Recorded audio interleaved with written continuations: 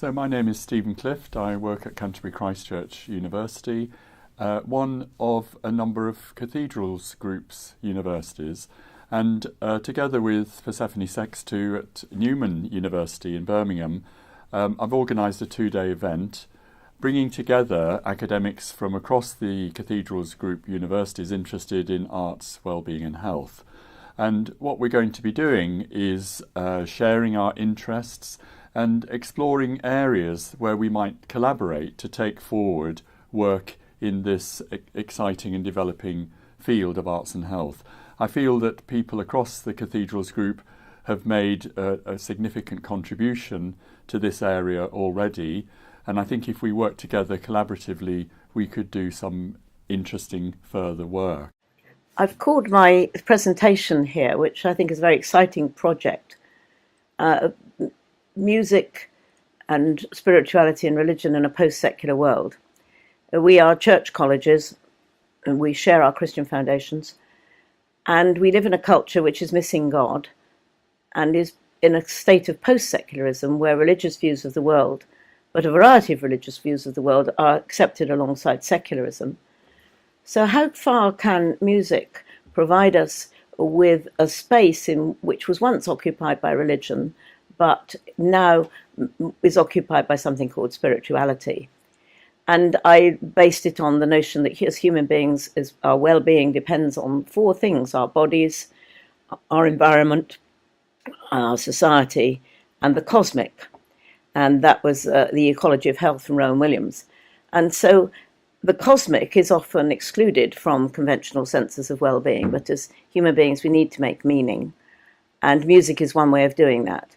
But in a society where there's a multiplicity of ways of doing that, which are vying for positions, but my position is that we need to accept all of those and to see that basically, as human beings, music affects the body, it links us with the environment, it makes us feel that we belong, but links us with the cosmic meaning, which is what human beings need in order to achieve the greatest well-being that we can in this complex and remarkable and wonderful world.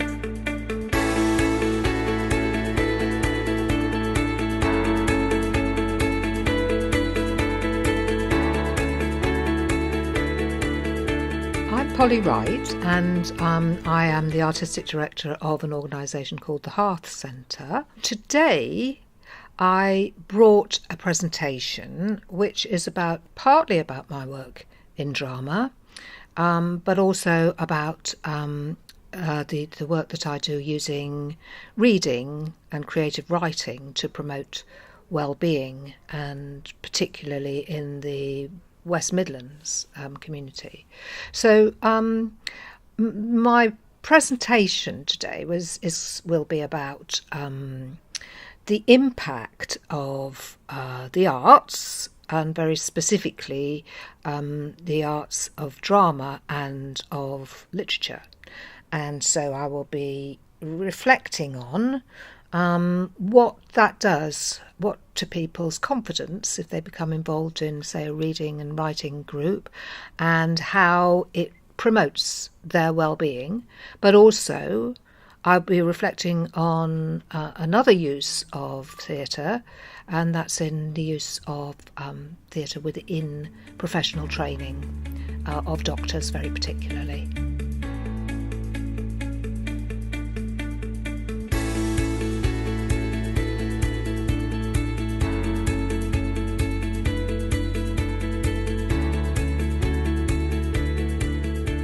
So my presentation today has been about developing best practice in evaluation in arts, health and well-being. The kind of context for it is that there seems to be increased interest in how we can use arts in health and well-being contexts, and there's also increasing kind of evidence for how arts can support people with various health conditions, or maybe older people, or people with kind of social issues like isolation, loneliness, etc. But there's also some real challenges. Obviously the funding is very tight, so people have to be really savvy about how they get these projects funded. But also the kind of frameworks of how we evaluate them aren't necessarily agreed upon. So on the one hand, there are frameworks for medicine and health, but they're not necessarily familiar to people in the arts. So the work that I've been doing has been trying to bridge these kind of two different worlds. So what I've talked about is the Creative Incredible project, which is an evaluation website that I produce with a company called Willis Newson. And the Creative Incredible website takes you all around the evaluation cycle and shows how to use different methodologies. I've also talked a little bit about the Public Health England Arts, Health and Evaluation framework, which I wrote and worked on with ESOP. That's available nationally as well, and that's another resource for kind of bringing together the arts world and the health world. And then I talked a little bit about the What Works for Wellbeing Centre, which is another project that I'm involved with, doing evidence reviews for things like music and singing and visual arts and mental health. So through that presentation there's a kind of thread about looking at evaluation challenges but also opportunities, and that feeds very much into what David Walters talked about in terms of how that context is being explored and developed at Winchester University.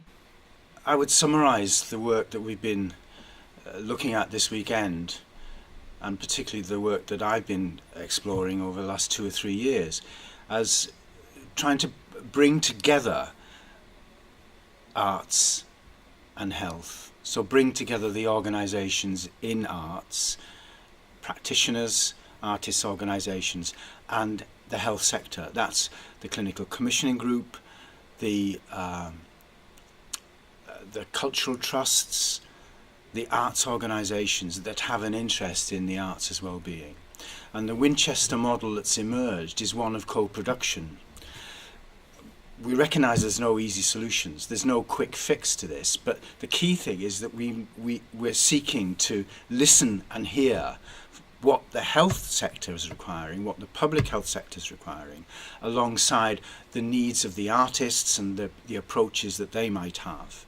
At Winchester we have a model of trying to understand these from an evaluation perspective. So we're looking at projects and interventions from an artistic perspective, at the same time looking at an evaluation approach to understanding those approaches. The other piece I think I'd probably want to say is that we need to think carefully about the needs of the communities that we work in, and to make sure that we deal with health inequalities in those communities. This is not about the survival of an arts practice or indeed an extension to the NHS. We have to be realistic about what we can do for those clients, for those patients, and the aim of co-production is to ensure that we work towards the patient's needs at the end of the day. I think we've got to be realistic. There is no extra money. We have to find funding in hybrid ways, and ideally anything that we do needs to be in some way self-sustaining. And I suppose that would be the message I would want to leave this conference with, is that there has to be some kind of self-sustaining approach to arts interventions in health and well-being. So in the course of the conference, together we've identified a variety of topics that we might explore further, and here we are considering them and voting on priorities.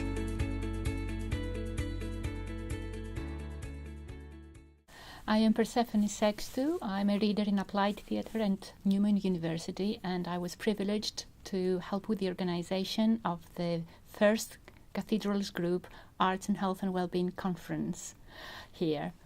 It has been a wonderful experience of preparations, looking forward to welcoming colleagues from other institutions, because I think what we've been discussing the last 2 days is really important to the further development of the field. I'm very excited because I met colleagues from a wide range of backgrounds in music, drama, dance and the visual arts from institutions across the Cathedrals Group, and they all bring their own expertise and experience, which is a wonderful thing, because if we could work together, collaborative on educational levels, on research levels, and on practical levels, it will be absolutely amazing, because I believe that there is loads of scope for further development in what we do, and by taking realistic and inspired steps forward, we could help the arts, we could help the healthcare public sector, we could help the higher education sector, our students and the people to benefit from the arts for a better well-being, for a better way of dealing with life, and for a more inspired and happy and joyful life through the arts. Yeah, it's been a really interesting couple of days. It's been really great to meet like-minded people working in similar spaces and places, and share ideas and knowledge. And I really look forward to keeping in touch with these people and following up the ideas in the last couple of days. I think it's been a fantastic couple of days. It's been really important to make connections between disparate elements of the field and the discipline, and see how we can all mutually work together and really develop some of the ideas that have been floated this weekend. I think it was a very interesting experience attending this conference, and I think it's very important at the end of this today we actually have a plan, we've got a way to move forward now, and so I think all of us have to go back to our institutions and start discussing in very real terms how we're going to take it forward. A great conference with a huge variety of people from different disciplines and different universities. Lots to learn actually, and some very useful networking too, so a good day.